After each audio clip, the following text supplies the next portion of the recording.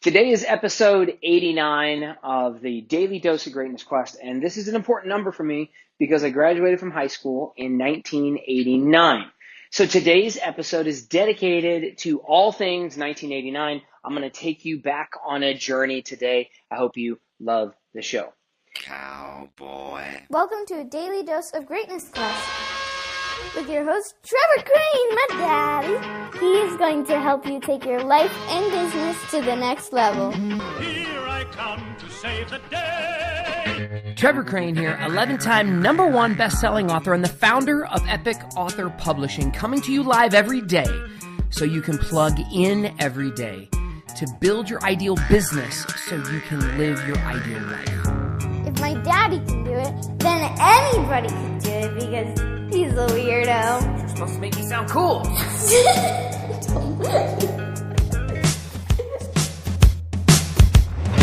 So it's true, I graduated from high school in 1989. We had 89 kids in our graduating class. I guess that was a magic number. And this is a time that we had a lot of stuff, a lot of cool stuff back then that we don't have right now. Like, for example, we had big hair. So like if you look at the rock bands from back then, and I'm just looking online right now, the Billboard Hot like 10 100 singles in 1989. We've got people like Poison, and part of your challenge today is I'm going to say that I'm going to ask you to go back and do some research, do some historical research, and go back and listen to one song from 1989.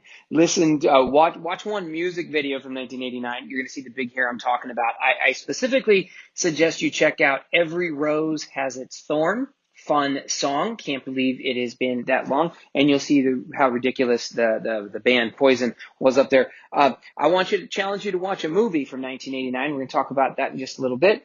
And then I'm going to challenge you to rekindle a dream that you may have had when you were younger, either whether you were around in 1989 or not.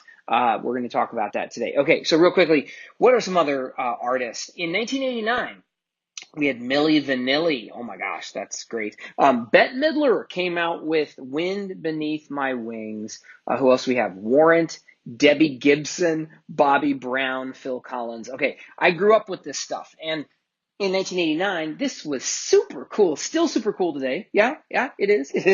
The movies at the time. Indiana Jones and the Last Crusade.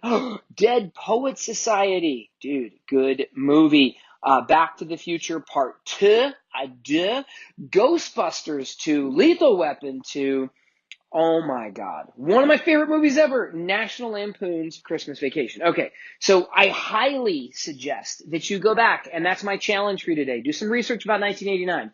Listen to a song, watch a video, watch at least, I'm talking music video, but watch a movie, National Lampoon's Christmas Vacation, phenomenal. All these are phenomenal. Lethal Weapon 2, phenomenal. Glory, Born on the 4th of July, Bill and Ted's Excellent Adventure. Oh my God, like this is bringing back so many memories. Now, 1989, you got to remember, I was 17 years old. Graduated high school, maybe weighed a $145, dripping wet, and thought I was an athlete. I like to play all the sports. I played football, basketball, baseball, and track. That was everything my school had to offer. And at the time, playing sports and being involved in all the school activities was like the thing to do. Actually, it's the thing to do for me because home life wasn't always awesome. My mom got remarried when I was in junior high, and so my freshman year, all these new kids moved in. Like my buddies had a dad, and I had a mom, and I said, hey, we should get them together. Then we could hang out all the time. Well, for the next 4 years, they became my brothers. And so I had 4 stepbrothers, 1 stepsister, and I come from a family of 3. I have 2 sisters. So we had 8 kids in the house. And money was always a challenge. My father was a horseshoer. My stepdad was a roofer. And life at home sucked because we were always in trouble for something. There was always fighting. There was always chores to be done. And everything was always a wreck. And I just did everything I could to be involved at school and anywhere else, any place else as often as possible because I didn't like it at home. And so getting involved in sports, though, is one of the coolest things I ever did because it taught me about team. I've always loved team sports, but it taught me how to really succeed. I wasn't the strongest guy. I wasn't the tallest guy. I wasn't the fastest guy. And I don't know, probably you're thinking, listening to my voice, you're like, man, this guy Trevor's got to be ripped. he's probably like The Rock. And listening to his voice right now, he seems like he's a big dude. He's probably like solid, like Tony Robbins size. Yeah, I'm more of a pint-sized guy. Like, that's never been my experience. I was typically one of the smallest guys on the team. Call me Little Trev. So Little Trev wasn't the fastest. He wasn't the smartest. He wasn't the fastest. He wasn't the most coordinated. But I had heart. I had sneakiness. And I had to be smart. I had to try to figure out how to get to play on the field. And so what I loved about sports is that I learned to tap into resources I didn't know I had.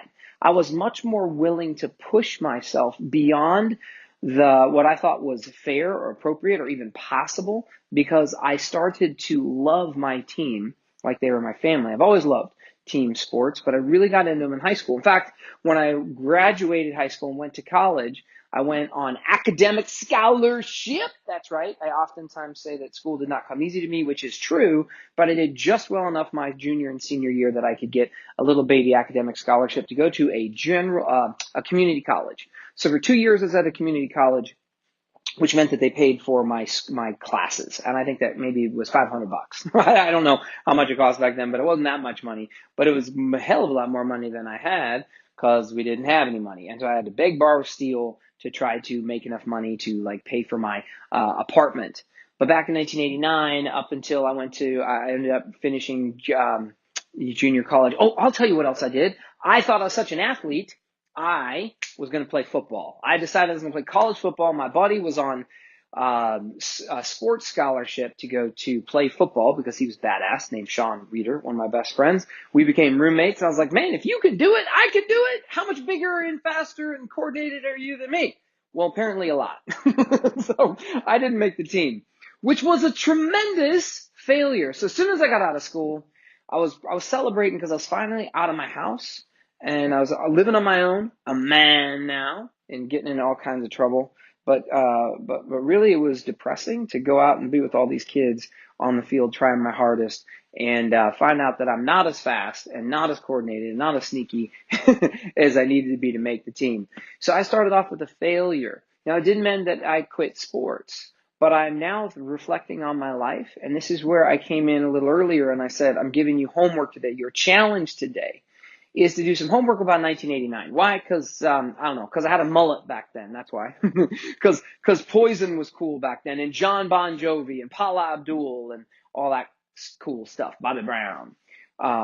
And so go ahead and look back at all the silliness back then. Watch a music video. Listen to a song. Go watch one of the movies from back then. Even Mel Gibson had a mullet. God bless him. When you watch Lethal Weapon 2. But also I want you to rekindle one of your dreams that you used to have, or something that you used to do that used to light you up. Now, I've got two things that came up for me today while I was thinking about 1989 and today's show for you. And that is, I love playing sports. And I haven't played a competitive sport, not been part of a team for a long time. Now, don't get me wrong. Like, I exercise, and I sometimes play a weekend warrior type sport. I'll go out in a weekend or a week here, there, I'll play something. And I've always prided myself that I knew enough about all different kinds of sports because I played so many in high school. And when I went to college, I learned to play rugby. I mean, sport was a big part of my life because it challenged me. And now I spend a lot of my time in the professional world, and I work with mostly entrepreneurs and business owners and people who want to be entrepreneurs. And I help them craft a story and a message that matters so that they can connect with an audience that likes their stuff. So I can help them. That's why I started the publishing company, to help you craft a message that connects with your audience and to craft a profitable path for you to monetize your mission. And I feel like that's a sport. Business is a sport. But I realize I'm missing the challenge and the camaraderie and how I would leave it all out on the field and almost die to try to win the game. Not just for me, but for my team. So I don't know about you. What is it that you used to do in the past that used to light you up and give you fire that you maybe haven't done in a long time? Because I'm now committed that before the end of the year, I'm going to start a sport, whether it's football, probably not going to be football, probably won't be rugby because those things might hurt me because I'm 46 now. And I still think I'm a badass and I play like I'm a little kid, but I don't really want to jump around and get tackled by a whole bunch of people and maybe break something. But I will play soccer. I will join softball or baseball. I'll do something I play polo with my dad every once in a while when I visit him, but that's not it. I want to join a team. Now, I don't know what you want to do, but figure it out. What do you want to do? What's something you used to do that lit you up? And as I'm also looking back, it's reminding me of one of the things I really love doing. One of the things I'm looking forward to this year is, for the first time in a long time, I'm taking a trip with friends and family. We're going overseas. We're going to go to the Bahamas, and I'm taking my clients for the first time. Now, one of the businesses I had at one stage that I did pretty well with and I had a lot of fun was an adventure tours company. And I used to hire a boat, and we became a scuba instructor at one stage, and I would take people out, and we'd go to the Bahamas. I'd go to take them to Turks and Caicos. I'd go to the Galapagos Islands, and I would charter this boat, and we'd go out and have this amazing adventure. And I realized that I need to start doing that again, and I'm taking clients. So for the first time, we've got our mastermind meeting in the Bahamas, and in July, we're going to go out for almost a week, and we're going to hang out and grow each other's businesses and also have some badass fun. But I'm doing that. I'm realizing that I want to go back to where I chartered a boat and I take people out, because we can go anywhere and do anything. So I want you to stay tuned, because you're probably going to see me talking about that here a lot. I don't know if it's going to be next week, but before the end of the year, you're going to hear me talking about the new retreats we're going to be doing something completely awesome and fun. Why? Because we freaking should. We should do what we love and do what is fun. So what is it for you? I just shared with you two things that I'm rekindling. Something that made life awesome. So here's the question for you today.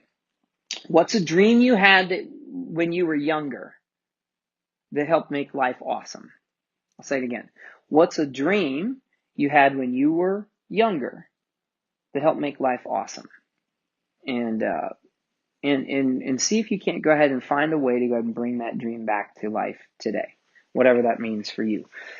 So let me give you a daily quote. I was looking up, since in honor of Robin Williams and Dead Poets Society, I'm going to share with you a quote from that movie. And this is where Robin Williams was acting as John Keating in the 1989 movie Dead Poets Society.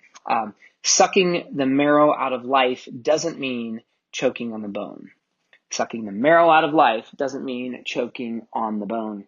That's my challenge for you, man. Figure out how you can suck more marrow out of life, but don't choke on the bone. And I really like that scene where in the movie where Matt Damon meets that girl out at a bar. I think that's this movie, Dead Poets Society. I think it's the same one where he meets this girl out, and he's like, and he was trying to compete for her in a bar, and then he ends up almost getting in a fight. Maybe I think he does get in a fight, and he walks up to this diner, and he slaps up this thing on the wall and knocks on the window, and he's like, "Hey, do you like apples?" And the guy's like, "What?" He's like, "Do you like apples? Because I got her number. How do you like them apples?" That's another daily quote, which I think is awesome. All right, that's all I got for you today. 1989. Imagine me with a big old mullet. I had one. Yeah, man, it was cool back then. It was cool. And bring back do your homework today, have some fun, and bring back a dream so you can make today even more awesome. That's all I got for you. Stay tuned, and please rate this show. Go to iTunes, and give us some love on iTunes, and take a screenshot of that and email it to me. Go to support@trevorcrane.com, and I will send you one of my books for free. I'll send you a free book. I'll give you an immediate digital download. I think one of my favorite books is High Paying Clients, because it teaches you how you can go get you some high paying clients. All right? And I know I said that grammatically incorrect. I did that on purpose. All right. I can't wait to see you tomorrow.